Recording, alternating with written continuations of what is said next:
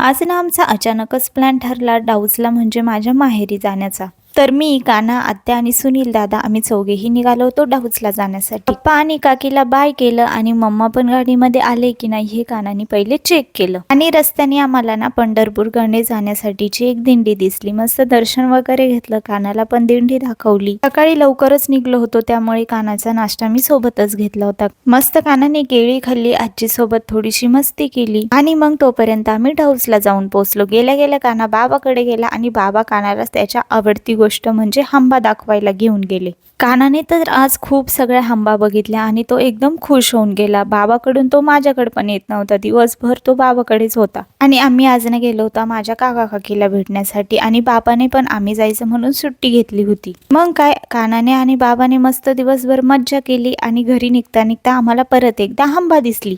गाय, मेंढी, शेळ्या या सगळ्यांनाच कान्हा हंबा म्हणतो, त्यामुळे आम्ही पण त्याला हंबाच सांगत असतो. गाडीतून येता येताच कान्हा मस्त गाडीमध्ये शांत असा झोपून गेला. कान्हाची झोप होईपर्यंत तर आम्ही घरी पण येऊन पोहोचलो. आल्या आल्या कान्हाचा मूड एकदम मस्त होता. बाबाची चालू होती आरती, तर मग आम्ही पण त्याच्यात सहभागी झालो. आम्ही येईपर्यंत काकीना ना मस्त वडापाव बनवून ठेवलेले होते. छान मस्त गरम गरम वडापाव एन्जॉय केले आणि आमचे जेवण होईपर्यंत कान्हाचा आणि बाबाचा छान असा अभ्यास चालू होता. तर असा होता आजचा आमचा दिवस. चला तर भेटूया नेक्स्ट ब्लॉग मध्ये. बाय.